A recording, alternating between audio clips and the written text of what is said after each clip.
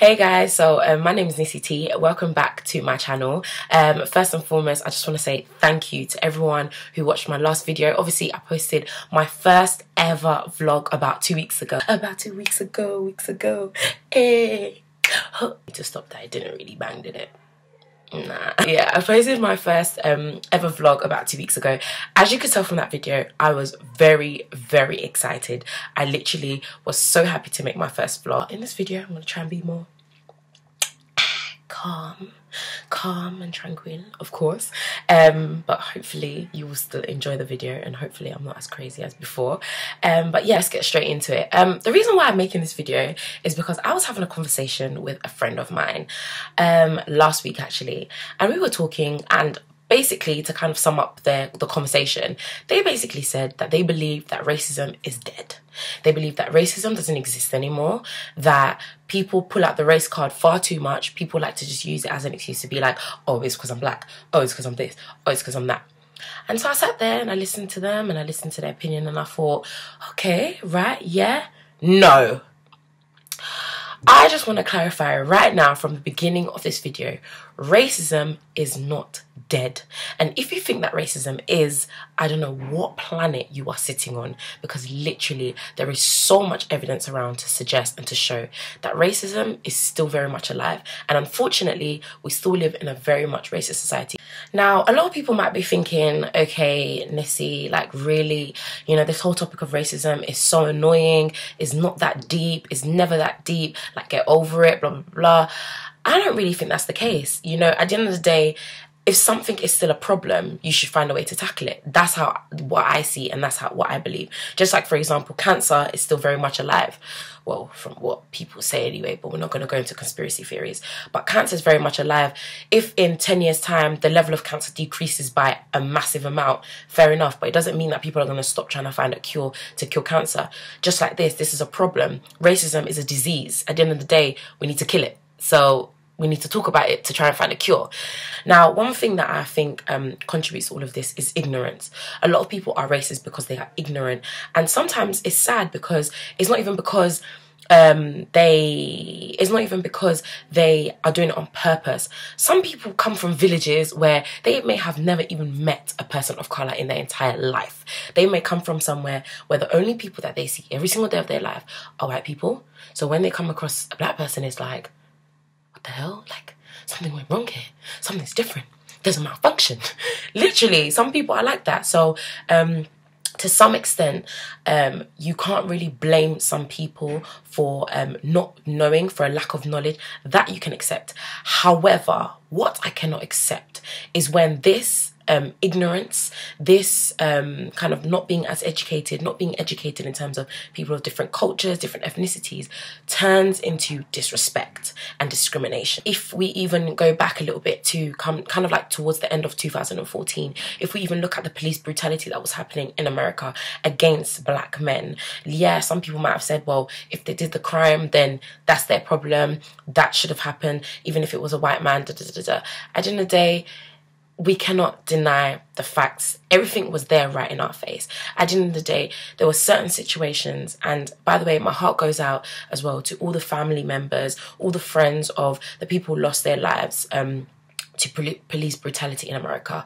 It absolutely saddens me to know that situations that basically could have been avoided were taken to that level, to the point where someone's life was lost. So my heart goes out to all of those family members and all of those friends, and it deeply saddens me, it deeply hurts me that racism to that extent still exists.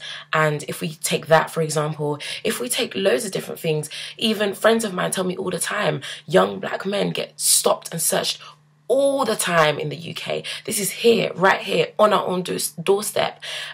Even in terms of the amount of times friends of mine have told me how when they're driving, they've been stopped to be searched, their car being searched. And yeah, we can actually say that it is because they probably are young black men. Because at the end of the day, you won't go to a neighbourhood in wherever, in a nice part of England and get it as much. It just doesn't happen. This is all because of stereotype and because of ignorance. And I think that this topic in itself links in very, very well to the most recent things that have been happening. Of course, the shootings that happened in Paris. Again, a very touchy topic. Again, something very, very sensitive to a lot of people. But for me, a lot of people have been talking about this whole idea of freedom of speech, about being able to stand up for what you believe in. I am 100% for that. I think that people should be able to, you know, express their opinion and express themselves openly and freely. But then we have to question ourselves, where do we distinguish the line between respect and freedom of speech? Because I feel as though that line is very, very thin. At the end of the day, I do not condone whatsoever, one bit, I do not condone what happened in France. And once again, my heart goes out to all the family and friends who lost someone in those shootings. I think it's disgusting. I think that nothing like that should ever happen. And this is not just people being shot at. This is their family, their friends, and a bigger group of people being affected. So I really, really do not condone it whatsoever. But one thing that I do think that we need to understand is at the end of the day, something like faith is just like race. It's something that is very close to people. And I think faith is even closer to people. At the end of the day, the colour of your skin, you don't choose. Your faith, yeah, some people say you're forced into your faith. But as you grow up, you start to learn by yourself and you choose to be of that faith. So it becomes your identity. It becomes who you are. So imagine someone then attacking that. Would you not feel some type of way? For me, it really is a question of where do you draw the line between freedom of speech and having plain outright respect for your neighbour, having plain outright respect for someone else's culture, belief, how they dress, the colour of their skin. I mean, I was watching Question Time, and I'm sure a lot of people were watching Question Time around the time that the shooting happens. And there was this one woman, I keep forgetting her name, I'm going to have to search her name. She was sitting on the right hand side and she was wearing a white blazer. She said some really disgusting things, by the way. I just want to put that out. Half of what she said made me feel absolutely sick. And what she basically said was, people should have the right to offend. Okay, if you're saying that people should have the right to offend, I'll ask you this now. Some people believe that people of colour should be absolutely abolished from this earth, should be absolutely exterminated just because of the colour of their skin, because they are useless, they're of less value, they're whatever you want to call it. If someone then says that out loud and is open to say that because of freedom of speech, does this then make it right? Because last time I checked, racism was illegal.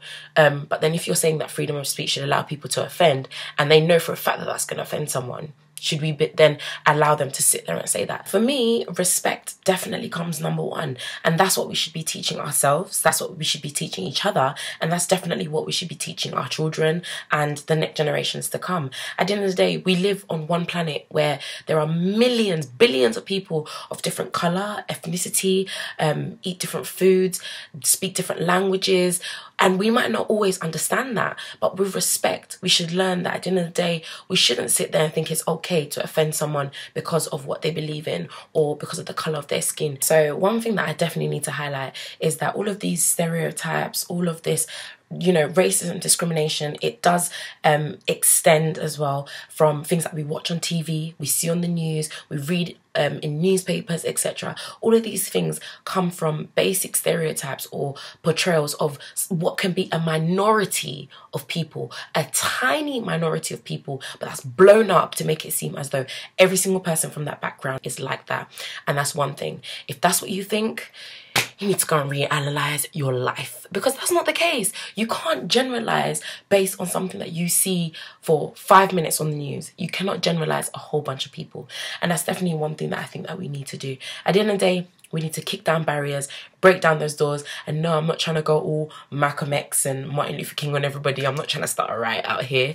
All I'm saying is that we still have a long way to go. But it's up to us, especially as young people who even the media portrays us in such a negative light all the time, always portraying us as these demons running around that just want to kill each other, when it's not the case. Whatever you see on the news, that whatever is portrayed about you, no matter who you are, you want to go against that, and you should work towards going against that. So it's up to us to kick down them barriers, to work towards making society the society that we want it to be.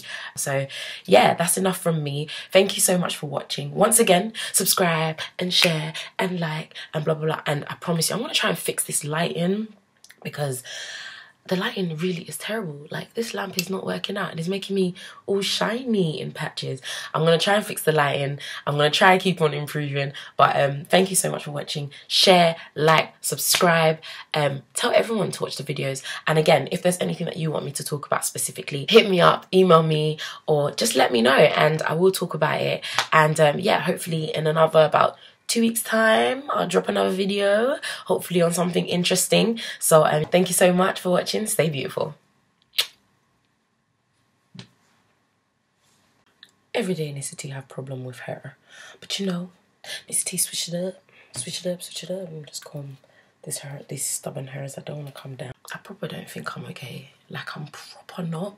People tell me all the time, switch it up, switch it up, switch it up. Yeah. People actually tell me all the time that I'm not alright. I don't think I am. Am I crazy? This lighting is awful. Don't worry, I'm gonna fix it.